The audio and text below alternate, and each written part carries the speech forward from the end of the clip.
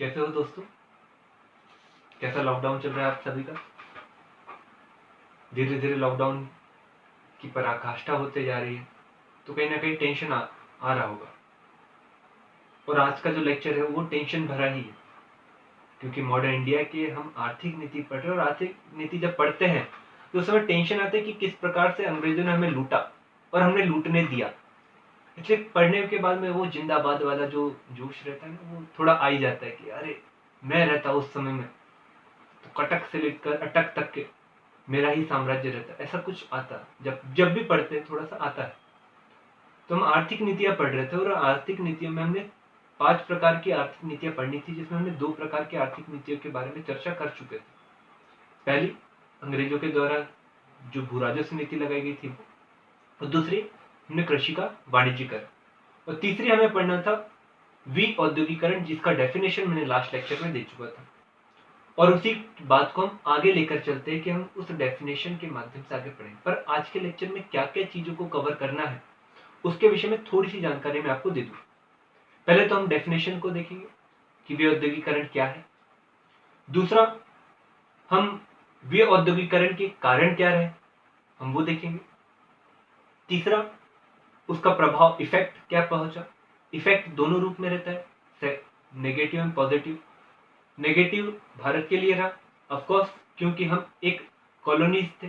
किसकी थी? ब्रिटेन के थे, और ब्रिटेन हमारे ऊपर शासन कर रहा था, तो स्वाभाविक रूप से उसका उद्देश्य हमेशा मातृ देश के लाभ के लिए था। और मातृ देश कौन सा था? हमारा ब्रिटेन। तो प्राय हमारे लिए नकारात्मकता ज्यादा रही, तो हम वो देखेंगे। अंग्रेजों के लिए सकारात्मकता देखेंगे। उसके बावजूद भी कुछ सकारात्मक चीजें हमारे लिए रही, तो हम यहीं पर ये देखेंगे क्या भारत में सच में विऔद्योगीकरण हुआ, कि अर्थात क्या सच में हमारे पूरे उद्योग समाप्त हो गए, कि कुछ मात्रा में हमारे यहाँ पर भी औद्योगिकरण हुआ। और उसी के बाद में हम कार्ल मार्क्स की उस थ्योरी को भी देखने की कोशिश करेंगे कि भैया उसने कहा था कि कहां पर सबसे पहले समाजवाद आएगा। और उसने कहा था कि जिस भी देश में लोहा और कोयला है, और यदि इसका हम मशीनीकरण कर देंगे, तो उस देश में औद्योगिकरण को नहीं रोका जा सकता। और उस देश में जब मशीनीकरण होगा, औद्योगिकरण होगा, तो पूंजीपति लोगों का वर्चस्व बढ़ेगा। और जब वर्चस्व बढ़ेगा तो स्वाभाविक रूप से हमें दिखाई देगा मजदूरों की हीनता, मजदूरों की असंतुष्टि, और इस असंतुष्टि के कारण ही समाजवाद दिखाई देगा। तो हम उस कार्ल मार्क्स की थोड़ी सी थ्योरी को भी हम यहाँ पर ध्यान में रखेंगे, क्योंकि भारत में लोहा भी था और कोयला भी था, तभी भी औद्योगिकरण नहीं हो पाया। क्यों नहीं हो पाया, वो भी बात देखेंगे। ठीक है, तो सबसे पहले हम शुरुआत करते हैं विऔद्योगीकरण क्या है। विऔद्योगीकरण का मतलब होता है पुराने उद्योगों का समापन और नए उद्योगों की स्थापना ना हो, यही विऔद्योगीकरण कहलाता है।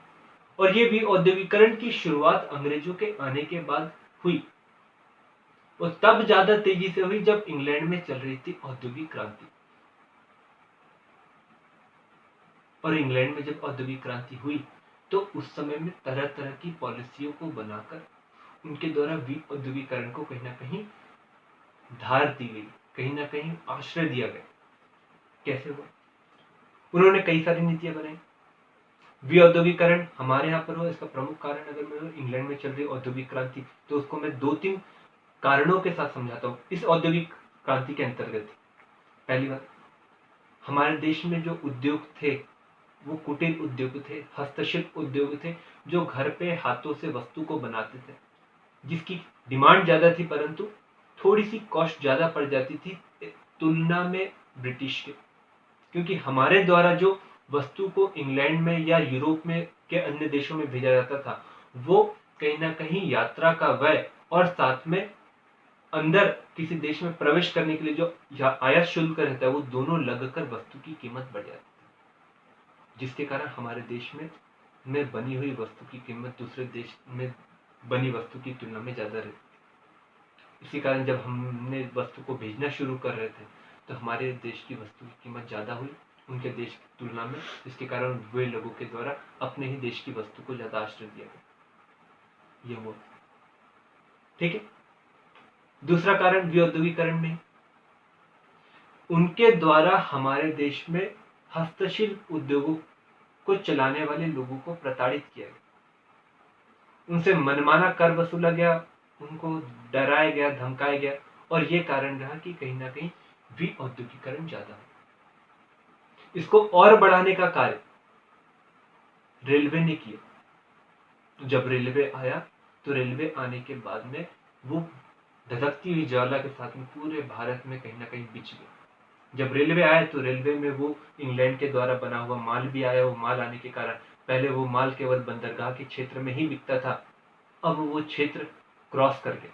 वो बंबई आए तो बंबई की जगह पूना में भी चले गया, पूना आए तो नागपुर में भी चले गए, नागपुर आए तो भोपाल में भी आ गए, भोपाल आए तो इंदौर में भी आ गए। तो धीरे धीरे धीरे धीरे इंग्लैंड में बनने वाली वस्तु की मांग बढ़ने लगी, भारत में बनने वाली वस्तु की मांग कम होने लगी।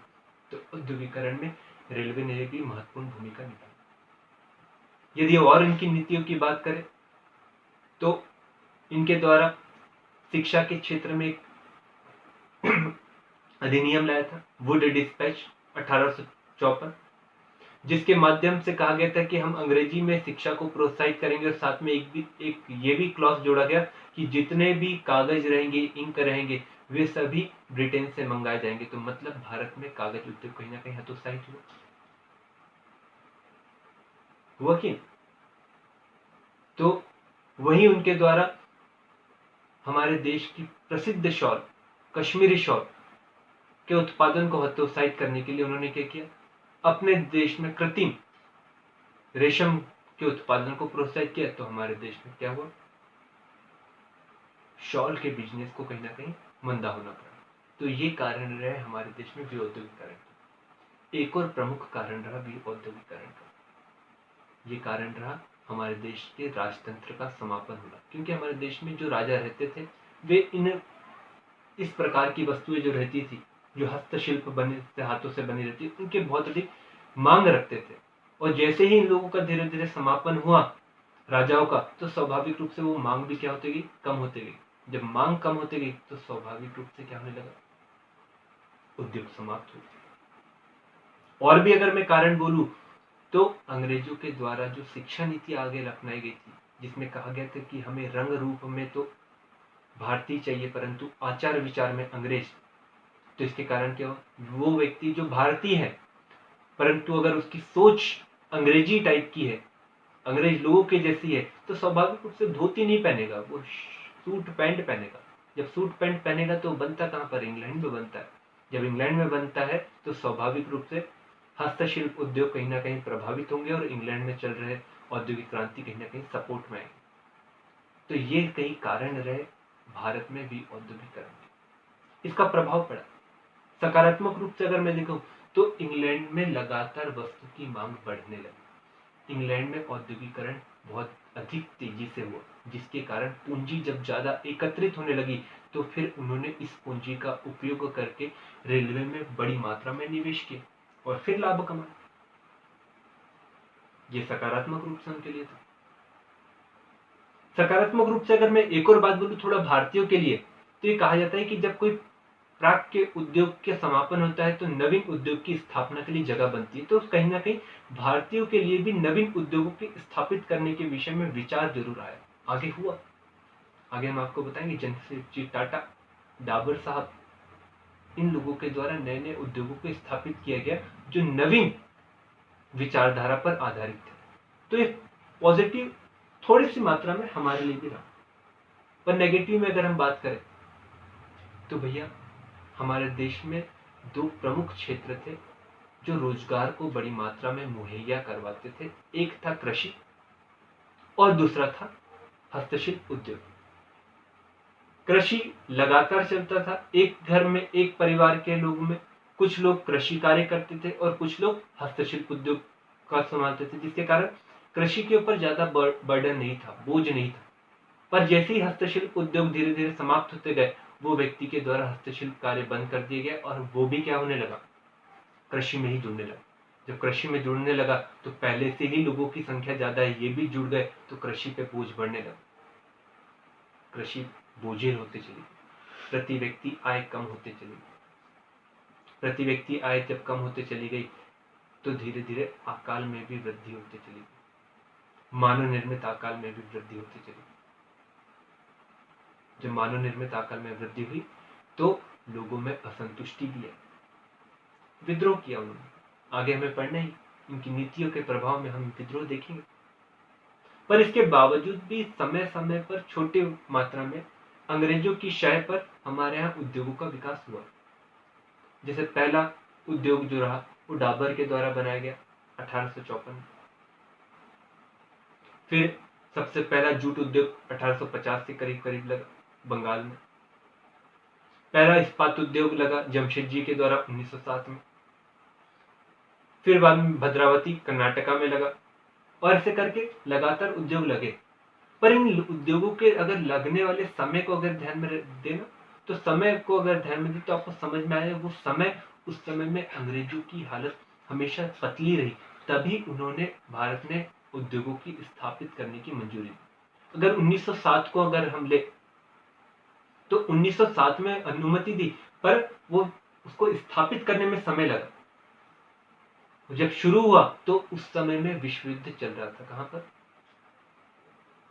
यूरोप में के क्षेत्र में, और लगातार वस्तुओं की मांग बढ़ रही थी। अब वस्तुओं की मांग बढ़ रही थी तो इंग्लैंड में जो औद्योगिक क्रांति थे, उद्योग थे, उन वस्तुओं की आपूर्ति करने में कहीं ना कहीं वो कम पड़ रहे थे। तो उन्होंने क्या किया? भारत में औद्योगिकरण पर उन्होंने बल दिया, छोटे रूप में उन्हीं क्षेत्रों में दिया जिन क्षेत्रों में वो कम पड़ रहे थे। उन्होंने इस्पात छोटे ही मात्रा में, उन्होंने जूट उद्योग, उनको पता था कि जूट उद्योग को प्रोत्साहित करेंगे तो इसके कारण रोजगार मिलेगा, लोग संतुष्ट रहेंगे। उनके द्वारा उन उद्योग को ज्यादा प्रोत्साहित नहीं किया जो इंग्लैंड में चल रहे थे। तो भैया उन्होंने औद्योगिकरण करवाया, थोड़े से रूप में करवाया, हुआ औद्योगिकरण। अब बात ये आती है कार्ल मार्क्स के वचनों पर, कि कार्ल मार्क्स कहता था कि जिस देश में लोहा और कोयला है, और लोहे और कोयले के माध्यम से अगर किसी इस्पात का यदि यंत्रीकरण कर दिया जाए तो उस देश में औद्योगिकरण से कभी भी रोका नहीं जा सकता, औद्योगिकरण को कभी रोका नहीं जा सकता। भारत में कोयला भी था, भारत में लोहा भी था, और भारत में कोयला और लोहे का भरपूर उपयोग भी किया। उसके बावजूद भी भारत में औद्योगिकरण नहीं हो पाया जिस प्रकार से इंग्लैंड में हो पाया। क्यों हो पाया?